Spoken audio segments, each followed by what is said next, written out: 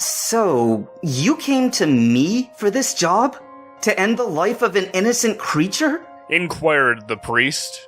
The elven librarian sighed indignantly, nodding. And, for the last time, he is not an innocent creature. He is a menace and a behemoth that must be taken out.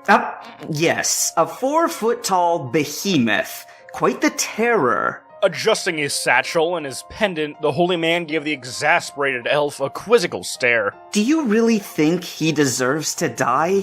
He doesn't deserve to die. He just needs to die. For its sake and ours. The elven maiden huffed and glared at the self-proclaimed prophet, shaking her head in disbelief. Do you even comprehend how dangerous this thing can be to other unfortunate souls? How dangerous it can be to itself? The priest pinched his temples in frustration. You realize that my religion strictly prohibits me from these acts, don't you? The Church of Drav is strictly against the euthanization of any entity, be it humanoid or otherwise, unless deathly ill. Much as I'd like to help you, I cannot. However, before he could continue, he felt an excellent heat behind his neck, noticing a sphere of violet flames crackling within the librarian's hand within his periphery. Her expression, deadpan. I asked nicely. I will not ask again, so I will tell you. She leaned in close to the priest's ear, who was unable to keep up the confident, calm facade. Kill this abomination. Kill it and erase it, or I will erase you. Ensuring he'd finished the job, the threatening elf followed behind the man of Drav, Fireball still held within flicking range of the latter's head. The pair walked off into the forest, where they last saw the mob traverse. Swallowing hard, the priest traced the layout of the area with his eyes, memorizing possible escape routes between boughs of panic. The priest was first to speak. So, what's your name? Olga. Yours? No last name? I'm Joseph Crowdholm, third child of— Enough life story. Tell me why I should keep your stubborn arse alive after you're through with slaughtering this cretin of life. The man remained silent, holding his pendant close, the very symbol of his belief. He hoped to Drav that this would be quick and painless, letting him live another day and granting the Peck a decent afterlife. Cog disgustedly looked at the rusted hunk of metal residing in his palm. The object was denser than he'd expected, oxidation causing most of its luster to be lost to splotches of sickly copper rot. The material had to be something akin to lead, due to its shocking weight, though lead was perhaps a bit too dense a material in this metal's case. Whatever it was cast from, it didn't belong to the cognizant Peck. All that mattered to him was the failure he'd endured at the hands of his accursed instincts. He clenched his fist around the nail slowly, hand shaking in acute frustration. Now kicking into overdrive, the intellectual imp's mind began concocting plan after plan to remove this instinct. Everything from a variety of physical therapies to straight up lobotomizing himself, but none seemed helpful or plausible to do alone. That word suddenly silenced his mind. Alone. Feeling himself choke up, Cog clenched his fist tighter, toothed spectral metal wheels whirring from the aether along the length of his arm. In a fit of rage, the gear-bearing goblinoid launched a furious right hook at a nearby tree, sending it toppling over with a tremendous crash. He sat huffing in both exhaustion and anger before gritting his teeth and shooting a haymaker at another tree, this time ripping it halfway out of the ground, roots and all. The recoil was enough to feel as though his wrists were dislodged, but even so, Cog tossed a third punch at another tree, leaving a fractured layer of bark and phloem in the shape of the intellectual Peck's fist. As much as it hurt, these attacks gave the cognizant Peck a sort of euphoria, a chance to shake the tears out of his eyes. Before he could let himself pause and think things through, the intellectual imp's fist threw attack after attack, gears grinding and spinning along his arms, charging them with bonus strength. He couldn't stop until this feeling was pounded out of the world before him. A stamp, in retaliation for this cursed life it had given him. The duo had searched for a couple hours with no luck. No footprints to track, no magical trace to hunt down, no realistic reason to expect any sign from the minute menace. The elven librarian was furious, flames getting hotter behind Joseph's neck. He shuddered, anxiety and fear for his life dancing together, turning his stomach into a knot and wrenching his mind away from the search for this odd beast. You realize he could have been killed later on?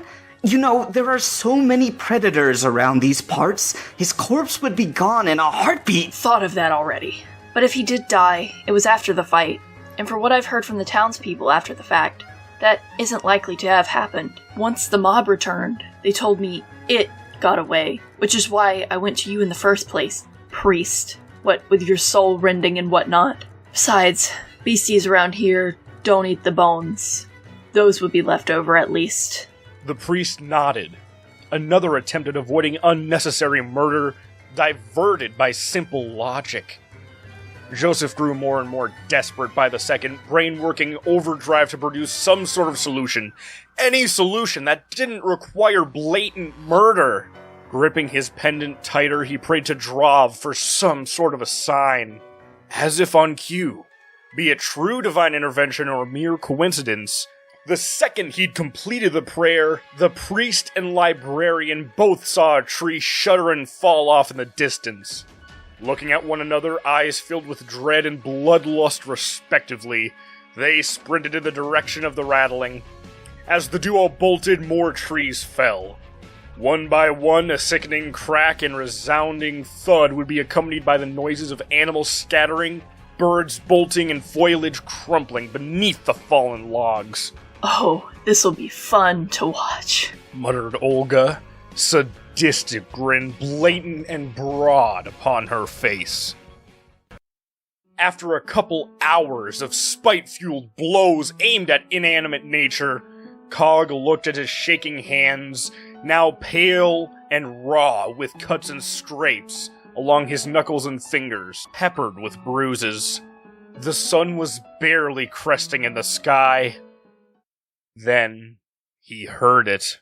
A screech, a high-pitched squeal, an eruption of anxiety-inducing reverberations ricocheting throughout his very being. Barely moving out of the way on time, the intellectual imp watched a violet sphere launch right past his ear, leaving a harsh ringing sensation deep within his mind. He tried to both literally and figuratively shake off the sound, but couldn't. It was as though his head were a tuning fork at the moment. Barely able to hear the words or read the lips of the elven maiden approaching him, arm of a young man in one hand and another violet sphere prepped and ready in the other, Cog stumbled forward entirely and completely disoriented. He tried phrasing the word help, but the elf clearly had other plans. She raised the sphere above her head as she prepared to strike, and what proceeded felt as though it were in slow motion.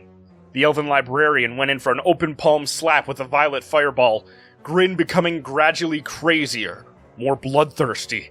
As she leapt at him, the cognizant Peck instinctually threw a gear-charged punch to knock the woman away.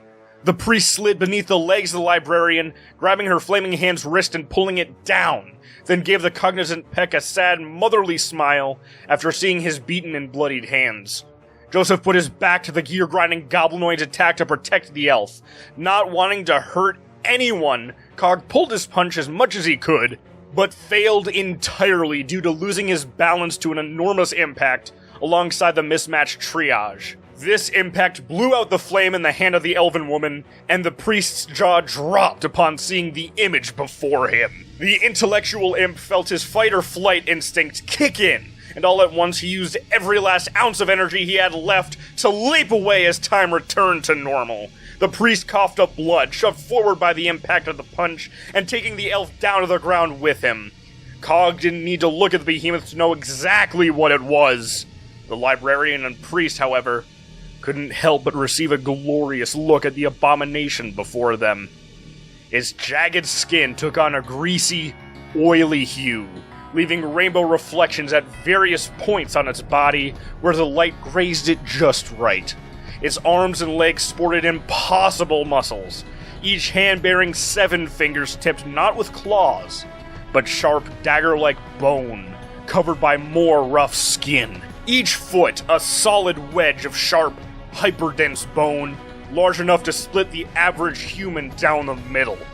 It stood at least 10 meters tall, its wings twice that in span, seemingly enveloping half the peck-made clearing in darkness with its presence alone. It stood oddly human-esque, but opted to walk on all fours while moving, and it seemed uncannily asymmetrical. Its mouth spanned half its face, jagged teeth also enveloped by stony skin, and its beady black eyes were barely larger than Cog's own. Its neck, not disproportionately long or short, seemed to be able to freely move around its periphery. The large horns adorned atop its skull only added to the demonic appearance, but these entities were far less forgiving than even demons. As fear overtook him, the intelligent imp shuddered at hearing a single word that had been carefully implanted within his mind during his awakening. A name. The name of an entity that instilled fear in all beings inherently possessing magic. Dravashuzlo, the God Slayers. And that'll do it for this episode. Thank you guys so much for watching. If you enjoyed, please remember to hit that like button, hit the bell icon, and subscribe to be alerted whenever another chapter of this comes out, which should usually be on Tuesdays around 2 p.m. CST. Thank you guys yet again for watching. You guys are all beautiful people. You guys are amazing. You should feel amazing. And we will see you in the next episode.